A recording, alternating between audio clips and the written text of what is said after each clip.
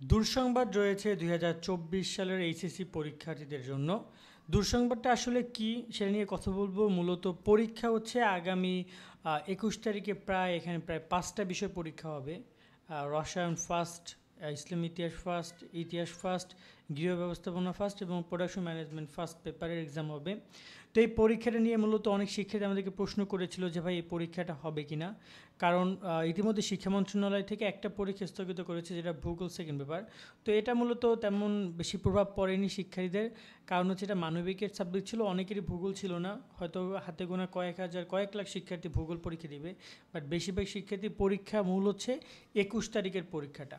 এখন রবিবার পরীক্ষা। আজকে আমরা এই যে বুধবারে এসে যে ঘটনাটা দেখতে পাইলাম লাস্ট কোটা বেউনি আন্দোলন নিয়ে, আমরা ভেবেছিলাম আজকে যেহেতু আন্দোলন হবে না, যদি শুধুমাত্র গাইবি জানাজার মতো একটা ঘটনা ঘটছে, হয়তোবা পরিবেশ শান্ত থাকবে। কিন্তু আজকে যেটা দেখলাম যে আজকে পরিবেশ আরও খারাপ হয়েছে, গতকালকের মতোই পরিবেশ তৈরি হয়েছে। এখন কিছুটা নিয়ে দুঃসংবাদ বলতে পারি এই কারণে যে আমরা আগে তোমাদেরকে নিউজগুলো পড়ি। এখানে আজকে প্রধানমন্ত্রী সংবাদ সম্মেলন করেছেন, বা তিনি জাতির উদ্দেশ্যে অনেক ভাষণে অনেক কথা বলেছেন। কিন্তু এখানে শিক্ষার্থীরা, কোটা বিরোধী আন্দোলনের শিক্ষার্থীরা তারা একটা ডাক কিন্তু দিয়েছে যে বৃহস্পতিবার সারা দেশে কমপ্লিট শাটডাউন। কমপ্লিট শাটডাউন শব্দটা তোমরা হয়তো বা নতুন শুনতে পারো। এর অর্থ হচ্ছে এখানে শুধুমাত্র যদি বলি আমরা, চিকিৎসা কেন্দ্র ব্যতীত সব কিছু বন্ধ থাকবে। সকল রাস্তাঘাট সব কিছু বন্ধ থাকবে, গাড়ি ঘোড়া সব, অফিস আদালত সব কিছু বন্ধ থাকবে। এরকম একটা কর্মসূচি তারা কিন্তু ইতিমধ্যে ঘোষণা করেছে। এবং এটা কিন্তু এমন না যে প্রধানমন্ত্রী সংবাদ সম্মেলনের পরে, তা কিন্তু না। প্রধানমন্ত্রী সংবাদ সম্মেলন করেছে তার 8:15টার দিকে এই ঘোষণা তারা দেন তাদের ফেসবুক পেজে। তো এখানে এই একটা ব্যাপার। এবং এখানে যদি আমরা দেখি আজকেও দিনভর রাতভর হচ্ছে যে ঢাকা বিশ্ববিদ্যালয় এখানে বিভিন্ন জায়গায় সংঘর্ষ হয়েছে। আমরা দেখছিলাম বরিশালে, আমাদের হোম টাউন বরিশালে অনেক শিক্ষার্থী আহত হয়েছে এবং বরিশালে বিভিন্ন জায়গায় অনেক সংঘর্ষ হয়েছে। তারপরে আমরা জাহাঙ্গীরনগর বিশ্ববিদ্যালয়ের কথা যদি বলি, আমরা ব্রাহ্মণবাড়িয়ার কথা বলি, বিভিন্ন জায়গায় কিন্তু এখানে আজকে সংঘর্ষ হয়েছে পুলিশের সাথে বা বিভিন্ন পক্ষের সাথে। তো অনেক শিক্ষার্থী সেখানে আহত হয়েছে। এখন এই হচ্ছে একটা ব্যাপার। এখন আসি যে আসলে পরীক্ষাটা হবে কিনা বা এই ব্যাপারে দুঃসংবাদটা কি। দুঃসংবাদটা যতটুকু আমরা শিক্ষামন্ত্রীর কথা আজকে যতটুকু আমরা শুনেছি যে পরীক্ষাটা ২১ তারিখে হবে।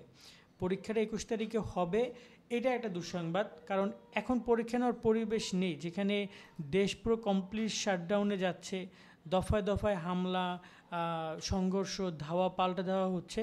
সেখানে পরীক্ষা নেওয়ার পরিবেশটা কতটুকু আছে এটা আমার জানা নেই। এটা কিন্তু বড় ধরনের প্রাকৃতিক দুর্যোগের থেকেও ভয়ঙ্কর। কারণ পুরো দেশের ছাত্র সমাজ, শুধুমাত্র তোমাদের ব্যাচটা বাদ দিই আমরা, তোমাদের ব্যাচ বাদে সবাই কিন্তু এই আন্দোলনে অ্যাক্টিভিটি দেখাচ্ছে। সেটা স্কুলের শিক্ষার্থী হোক, সেটা কলেজের হোক, সেটা বিশ্ববিদ্যালয় হোক, সেটা মাদ্রাসা হোক, সবাই দেখাচ্ছে। তো এই জায়গায় এই মুহূর্তে ২১ তারিখে পরীক্ষাটা যদি নেয়, তাহলে এই যে ২০ লাখ শিক্ষার্থী, ১৪ লাখ শিক্ষার্থী পরীক্ষা দিবে, এই ১৪ লাখ শিক্ষার্থী কিন্তু বর্তমানে বলা যায় যে এক প্রকার তারা মানে জীবন হাতে নিয়ে তারপর রাস্তায় নামবে। শিক্ষা মন্ত্রণালয়ের উচিত এখনই তারা, তোমরা এই বিষয় নিয়ে কথা বলা লাগলে ভিডিওটি শেয়ার করে দিও সবার মাঝে, যে তাদের উচিত এখনই যে পরীক্ষাটা স্থগিত করে দেওয়া, অন্তপক্ষে একটা দুটো পরীক্ষা স্থগিত করা যেতে পারে, এগুলো পরীক্ষা পরেও নেওয়া যেতে পারে।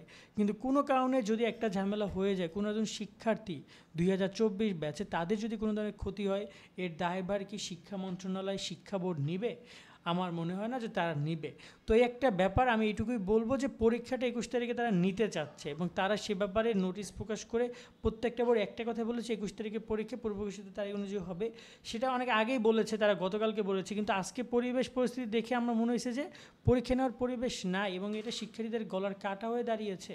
সো তোমরা একটু নিজেদের সাবধানে থেকো। যদি পরীক্ষা হয়ও, তোমাদের প্রতি রিকোয়েস্ট থাকবে, জোর রিকোয়েস্ট থাকবে, হাত জোর করে রিকোয়েস্ট করছি, নিজেদের একটু সাবধানে রেখে সুন্দরভাবে পরীক্ষা দিতে যাবা। লাগলে তোমরা একসাথে ১০ জন, ১৫ জন, ২০ জন শিক্ষার্থী একসাথে পরীক্ষা দিতে যাবা এবং এডমিট কার্ড সাথে নিয়ে রাখবা, ২-১ কপি, ফটোকপিও রাখবা, কোথায় সমস্যা হলে সেটা দেখিয়ে দিবা। আর যদি নতুন আপডেট আসে সেটা আমরা তোমাদেরকে জানাবো যে পরীক্ষা নিয়ে তারা কি বলছে। এই হচ্ছে বিষয়গুলো। আর একটা কথা সবার শেষে বলবো যে কোটা সংস্কার চাই। কোটা আমরা চাই না, আমরা মেধার মাধ্যমে মূল্যায়ন চাই, কোটা সংস্কার চাই।